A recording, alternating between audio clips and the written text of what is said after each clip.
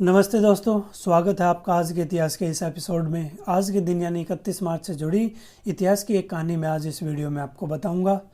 आज की कहानी जुड़ी है एफिल टावर से, तो चलिए बिना किसी देरी के शुरू करते हैं।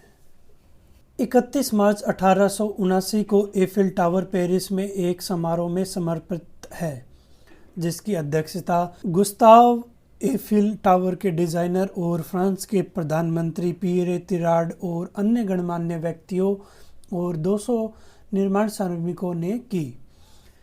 1889 में फ्रांसीसी क्रांति के शताब्दी वर्ष के सम्मान के लिए फ्रांसीसी सरकार ने एक अंतर्राष्ट्रीय प्रदर्शनी की योजना बनाई और केंद्रीय पेरिस में चंप डी मार्क्स में निर्मित एक स्मारक के लिए एक डिज़ाइन प्रतियोगिता की घोषणा की। सौंपी गई 100 से अधिक डिज़ाइनों में से शताब्दी समिति ने एफिल की योजना एक खुले जाली वाले लोहे के टावर को चुना, जो पेरिस से लगभग 1000 फीट ऊपर पहुंच जाएगा और दुनिया की सबसे ऊंची मानव निर्मित संरचना होगी।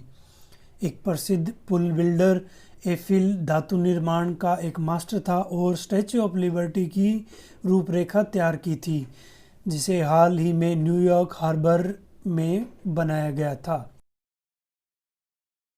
एफिल से संदेह के साथ बधाई दी गई थी। उन्होंने तर्क दिया कि यह संरचनात्मक रूप से निर्धार होगा और अन्य लोगों से आक्रोश होगा, जिन्होंने सोचा था कि यह पेरिस के दिलों में एक आंखों का केंद्र होगा। अप्रभावित एफिल के केवल 2 वर्षों में अपने महान टावर को बजट के तहत पूरा किया।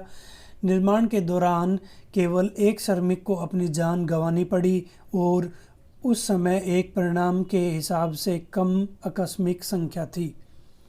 प्रकाश हवादार संरचना सभी खातों द्वारा एक तकनीकी आश्चर्य था और कुछ दशकों के भीतर एक वास्तुकलाकृति के रूप में माना जाने लगा। एफिल टावर 984 फीट लंबा है। इसमें एक लोहे की चौखट है और जो चारों चिनाई वाले खंभों पर समर्थित है, जिनमें से 4 स्तंभ उठते हैं और एक ही ऊर्ध्वाधर टावर बनते हैं। प्लेटफॉर्म प्रत्येक एक अवलोकन डेक के साथ 3 सत्रों में है। एलिवेटर पियर्स को एक वक्र पर चढ़ते हैं और एफिल ने टावर के प्रसिद्ध ग्लास गेट लिफ्ट को डिज़ाइन करने के लिए संयुक्त राज्य को ओटिस एलिवेटर कंपनी को अनुबंधित किया।